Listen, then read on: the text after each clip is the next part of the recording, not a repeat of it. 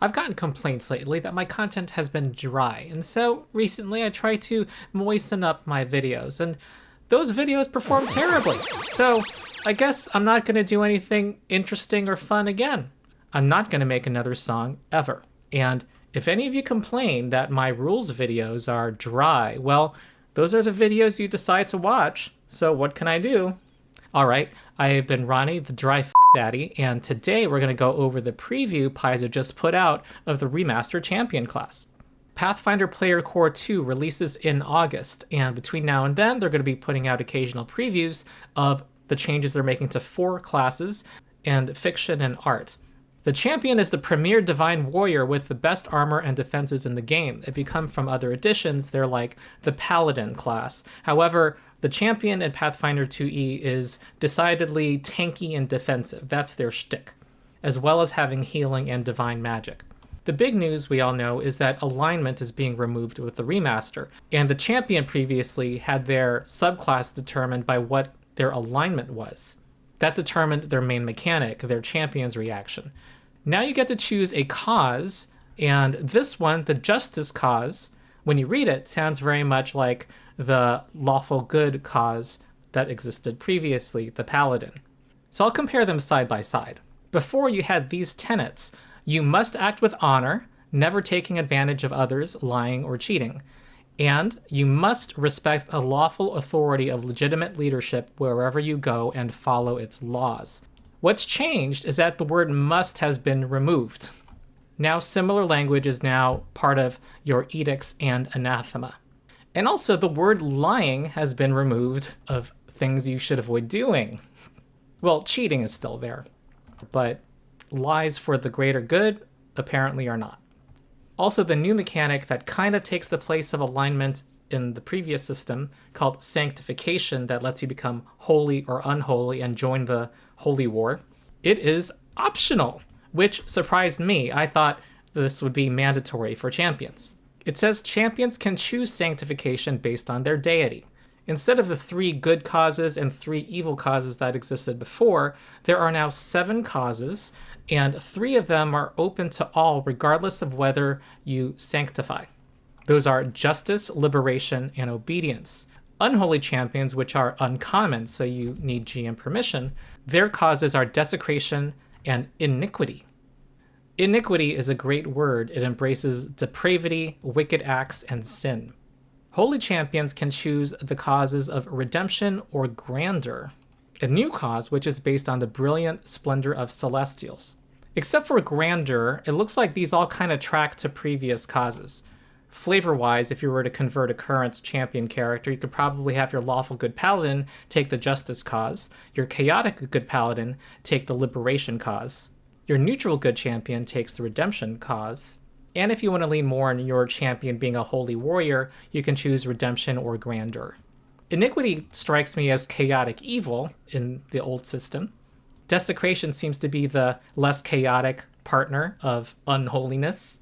And it's really interesting that there are these 3 causes that are not tied with the fight between good and evil, let's call them. Other changes. All right, I am reading and reacting. This class has seen a huge number of other changes we think will make it more satisfying to play. Okay, looking forward to this. Here's the short version. You now have a defined champion's aura for your reactions, aura feats, and other abilities, which lets other rules alter and refer to the range of your divine abilities more easily. Oh, okay. So instead of your champion's reaction having a range of 15 feet, it's whether, I guess, the targets are within your aura. You have feats to enhance the aura, so maybe there's passive effects that you can give to allies and enemies as well, which lets other rules alter and refer to the range of your divine abilities more easily. So instead of having to look up what does this particular ability, what is its range, it looks like you can just quickly know whether it's within your aura. So that can streamline play. The Divine Ally ability, which currently lets you gain a steed or enhance your shield or your weapon, has been changed to Blessing of the Devoted, and the mount has moved to a 1st level feat. So that's nice. You can have a backstory where you've bonded with an animal starting at level 1. You can instead choose the blessed swiftness option to move faster, whether you're mounted or not. So basically they're revising that list of things you can choose from at level 3. Feats saw a ton of change, like the new defensive advance feat and updated structure for mercy. We focused on broadly useful feats plus maintaining some backward compatibility. Alright, so we're given the name of a new feat that we have not been given a preview of. I have no idea what updated structure for mercy is. Historically, those are rider effects, positive rider effects you can put on your lay on hands spell when you heal an ally. Oath feats have been moved to a Lost Omens book, and litanies are not going to be in this book. So they basically have told us what we won't see. I guess we'll see more feats, though. Basically, the oaths buffed your champion's reaction against certain groups of creatures, and the litanies were focus spells. Okay, you choose a focus spell based on your deity's divine font options. As before the remaster, you can choose Lay on Hands if your deity allows the Heal divine font, or Touch of the Void, formerly Touch of Corruption, if they allow the Harm divine font. However, there's also a new option for a deity with any font, specially made for defense-minded characters, introducing Shields of the Spirit. Okay, we have a new option that can replace Lay on Hands and Touch of the Void for champions. And it's unclear to me whether this is a champion of any deity or they must be of a deity that allows both fonts. But here it is, Shields of the Spirit. You probably don't want to hear me just read it out. I will summarize it. Okay, so basically while you're wielding a shield, you can spend one action to give all of your allies within your champion's aura a +1 status bonus to AC. It's the bonus type you usually get from spells, so they can raise their shield also and get a super big bonus. And anytime an enemy makes an attack against one of your allies, they take spirit damage, even if it misses. It only benefits your allies, not you. So it basically retaliates against a foe who attacks any number of your allies within your aura. It's kind of a more proactive, I'm defending my allies ability. And it also is in my definition of a tank from my playtest feedback video about the playtest Guardian.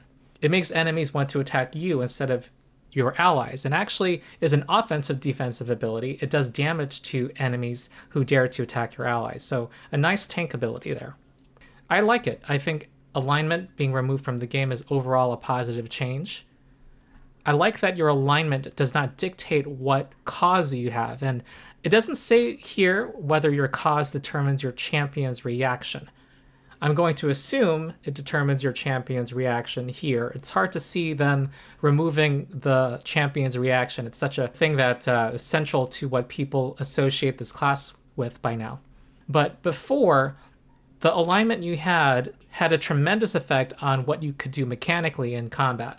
It will be sad to see some classes of feats move to other books. However, nothing stops us from using those feats that exist pre-remaster with these champions, it looks like.